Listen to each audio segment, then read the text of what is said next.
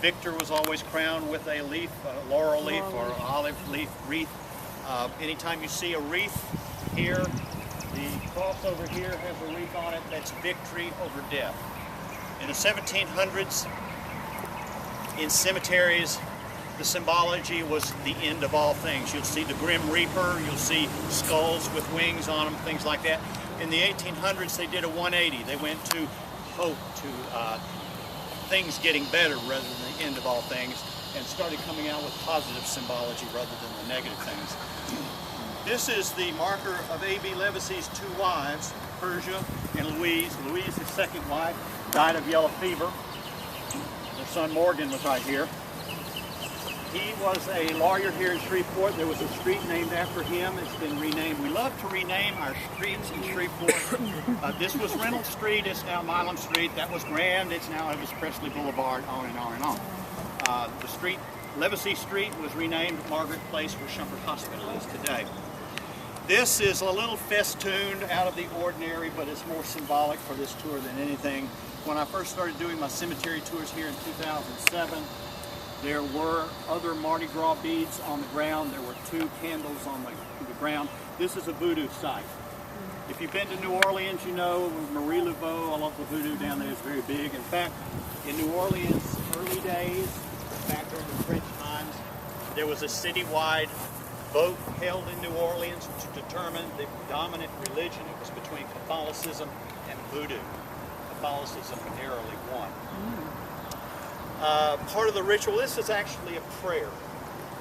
You would burn white light, you would put down offerings, and part of the ritual was, with your right foot, you would kick the marker 3 times, kick back 3 times, turn to the right 3 times, take your right hand, put it on the marker and ask for whatever you were praying for, love, wealth, power.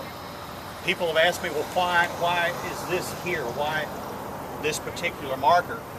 And I said, well, my only explanation is that they could come in here at night and do this and not have to go deeper into the cemetery, whatever might be waiting on in there. Let's go and see this. We'll see where Coral Lee Wilson is over here.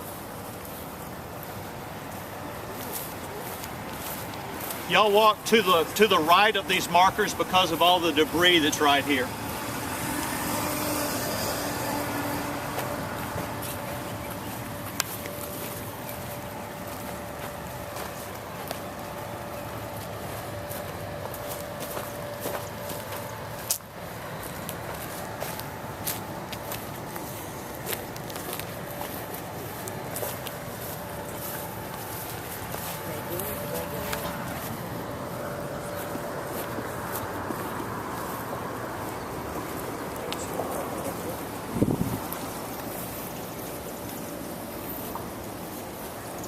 Y'all can come around and look at this. Coral Lee is a bit of a local legend.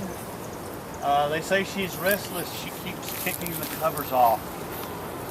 This has been open for about 20 or 30 years. It was repaired 2 years ago. Someone came in 2 months later, broke it open. We have a lot of vandalism out here. If y'all can see, there's not much light left, but Coral Lee has a cast iron coffin. They called them metallic cases back then. Very common if you had money. People have asked me, well, she looks so small. This is the foot of the coffin here. In the 1860s, 1870s, the average height of a woman was 5 foot tall. A man was 5'6". Today, a man is 5'10", and women are traditionally 5'4" and higher today. So they were about like this back then, and that was normal. Put her back to sleep. People say she keeps kicking the covers off because she's restless, and I think she keeps kicking the covers off because she just loves the view of Shreveport here. Let's walk on over this way.